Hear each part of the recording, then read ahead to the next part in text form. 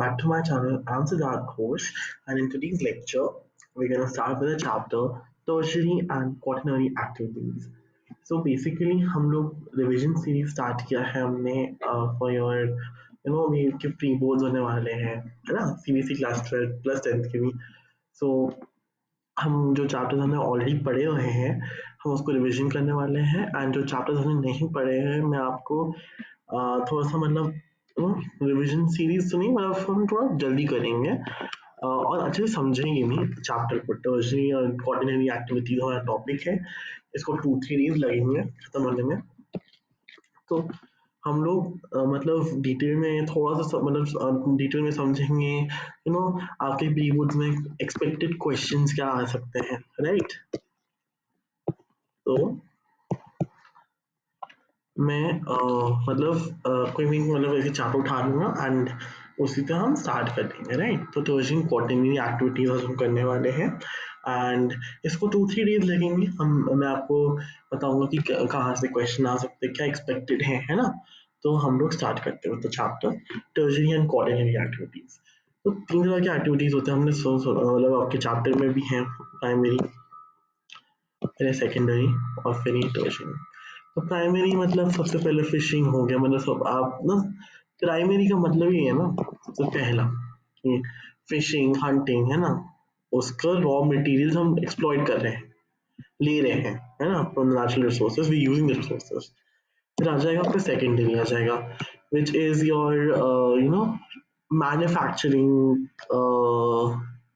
Manufacturing means मान लो potatoes, potatoes है, उसका आपने चिप्स बना दिया, लेज, राइट. या मान लो कॉटन है, उससे आपने टी शर्ट बना लिया या शर्ट बना लिया, है ना. अब टर्शरी मतलब इसमें it's like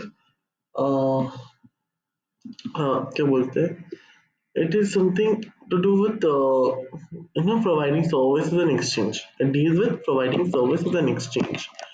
For example, services include teaching, medical services, right?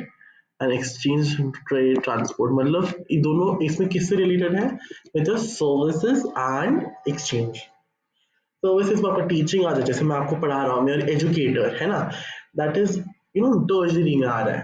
And आपका ट्रेडिंग हो जाएगा, है ना, तो ये आपका एक्सचेंज में आ जाएगा. सो अभी हम पढ़ते हैं. As countries grow economically, large chunk of its populations are working in tertiary sector. तो क्या हो रहा है, जैसे कंट्री मतलब पॉपुलेशन बढ़ती जा रहा है ना, large chunk of this population किसमें काम होगा, फॉर टर्शरी सेक्टर. तो टर्शरी सेक्टर में लोग काम करने लग जाते हैं. When your country is increasing, the population is increasing, right. तो टर्शरी सेक्टर में लोग काम करने लग जाते हैं. तो it deals with services and exchange. किससे डील करता है, सर्विसेज एंड एक्सचेंज. मतलब मानो टीचिंग हो गया आपका, मेडिकल सर्विसेज हो गया, सॉरी मेडिकल सर्विसेज हो गया, एंड इंक्लूड हो जाएगा एक्सचेंज में आ जाएगा आपका ट्रेडिंग, ट्रांसपोर्ट एंड कम्युनिकेशन. तो ट्रेडिंग में आपका आ जाएगा ट्रांसपोर्ट, है ना, transport, communication, right. So basically tertiary sector can be categorized into more broad categories, sorry, that is trade, commerce, transport, communication, services. So trade commerce हो जाएगा, transport हो जाएगा, कम्युनिकेशन हो जाएगा, सर्विसेज. तो ये ब्रॉड कैटेगरीज में आ जाता है, 4 ब्रॉड कैटेगरीज, है ना. तो टर्शरी का मतलब हमें समझ लिया टर्शरी सेक्टर क्या होता है. You know trade and commerce include buying, selling of products for profit making. The physical setup for conducting trade and commerce is called trade centers. तो क्या trade and commerce जो होता है वो buying and selling में आता है, which sells products for profit making, मतलब profit बनाने के लिए, पैसे बनाने के लिए.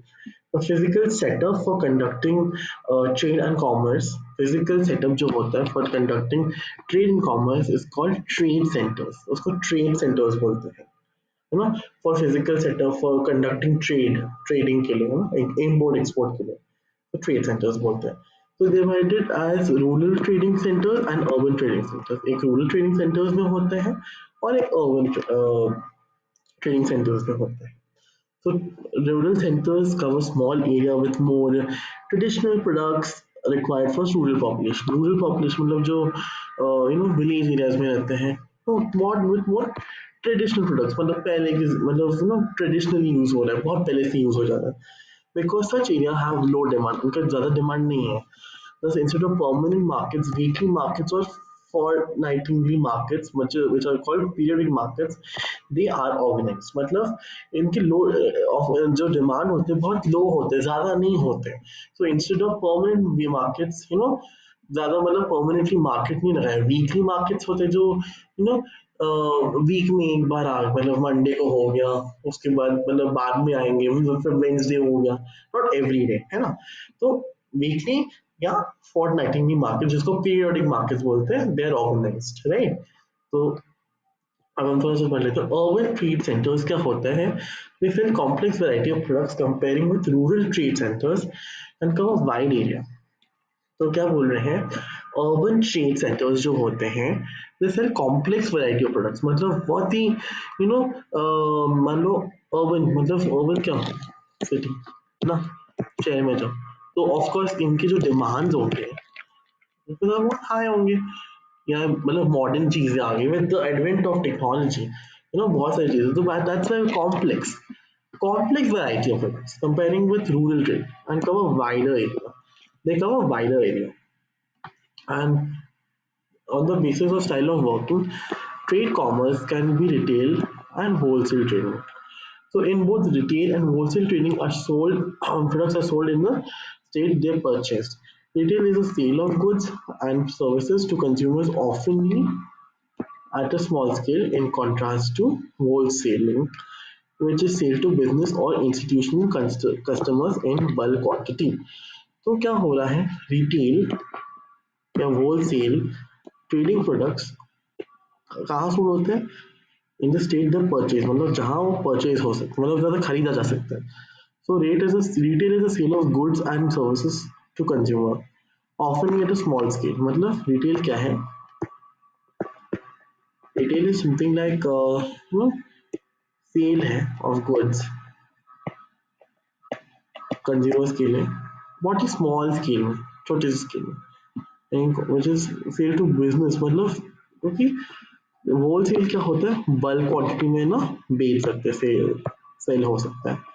whereas retail is something कि small scale में sell होगा. So this was about urban मतलब retail and wholesale. ये क्वेश्चन आ सकता है आपके साइज. ट्रांसपोर्टेशन, ओके, अब ट्रांसपोर्टेशन की बात करते हैं. So transportation helps in carrying goods and people from one place to another physically. When goods and people are moved, well, their value increases. Transportation, right? Transportation क्या help किसमें help करता है, offers carrying goods and service, है ना. अगर मान लो किसी को जाना है कहीं, तो ट्रांसपोर्टेशन काम इजी कर देता है, it makes the work easy from one place to another physically. When goods and people are moved, their value increases. तो जब गुड्स हट मतलब मूव हो जाते हैं and people are also moved, तो उनकी जो वैल्यू होती है it increases. The transport distance is usually measured in three ways: kilometer distance, time distance, and cost distance. Isochrone lines are drawn on a map to join practice in equal terms to reach them. Higher is the population of a region, higher will be demand for transportation. For example, Singapore, Tokyo and Hong Kong.